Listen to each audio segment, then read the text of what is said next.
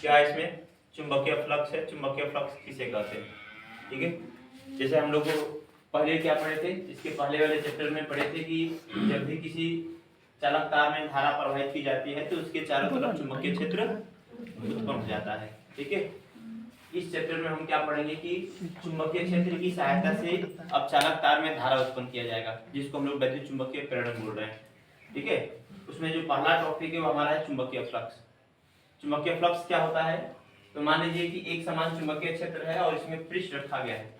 एक समान चुंबकीय क्षेत्र में स्थित पृष्ठ से कितनी संख्या में चुंबकीय क्षेत्र रेखाएं गुजर रही हैं, उनकी माप क्या कहलाता है, चुंबकीय फ्लक्स कहलाता है, ठीक है।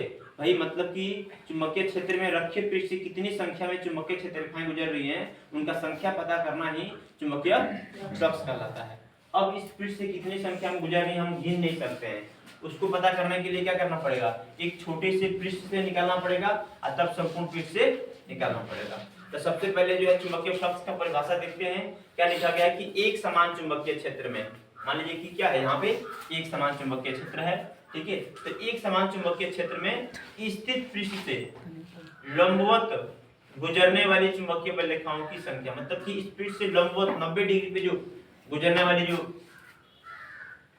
चुंबकीय बल रेखाओं की संख्या है उसे क्या कहते हैं, उस पृष्ठ से बद्ध चुंबकीय फ्लक्स कहते हैं। मतलब इससे गुजरने वाला चुंबकीय फ्लक्स कहलाएगा। इसे किससे दिखाएंगे, पाई से प्रदर्शित करते हैं। अब इसका मान निकालना है कि इस पृष्ठ से कितनी चुंबकीय फ्लक्स गुजर रहे हैं, तो उसके लिए हम क्या करेंगे कि भाई माना एक समान चुंबकीय क्षेत्र B है और इसमें क्या किया गया है, ए क्षेत्रफल वाले एक पृष्ठ को लंबवत रख दिया गया है। उसके लिए क्या करना है, एक छोटे से अल्पांश, इस पूरे पृष्ठ को हम छोटे छोटे खंडों में बांट देते हैं और एक छोटे से खंड डीए से गुजरने वाला चुंबकीय फ्लक्स निकालते हैं। तो जब हम डीए से गुजरने वाला जो चुंबकीय फ्लक्स निकालते हैं वो हमारा मिलता है डी फाई बराबर vector b into vector d a. कौन सा प्रोडक्ट है यहाँ पे, डॉट प्रोडक्ट है। डॉट प्रोडक्ट, दो वेक्टरों का डॉट प्रोडक्ट क्या होता है, cos थीटा होता है, ठीक है। और ध्यान रहे दो वेक्टरों का डॉट प्रोडक्ट क्या होता है, अदिश राशि होता है, ठीक है ना। तो ये चुंबकीय फ्लक्स क्या होगा, अदिश राशि होगा, जिसके पास केवल परिमाण होगा, दिशा नहीं होगा। तो यहाँ पे B D A cos theta मिल रहा है, थीटा क्या होगा, तो वेक्टर बी और वेक्टर डी ए के बीच का कोण होगा।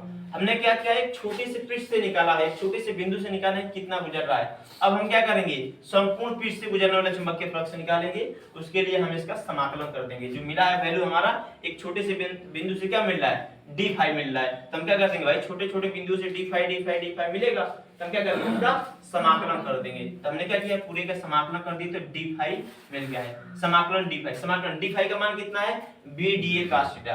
अब समाकलन किसके साथ लगेगा, केवल डीए के साथ। समाकलन डीए क्या है, छोटे छोटे खंडों का योग है जो किसके बराबर होगा, ए के बराबर होगा। तो समाकलन डीए के जगह पे क्या रख देंगे, ए रख देंगे, तो हमारा फार्मूला मिल जाएगा फाई बराबर बीए cos थीटा।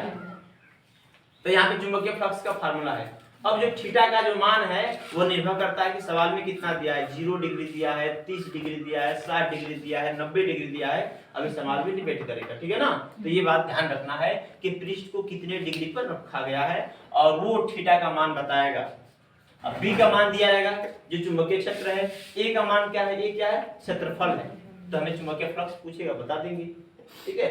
अब हम इसका निकालते हैं चुंबकीय फ्लक्स का मात्रक, ठीक है।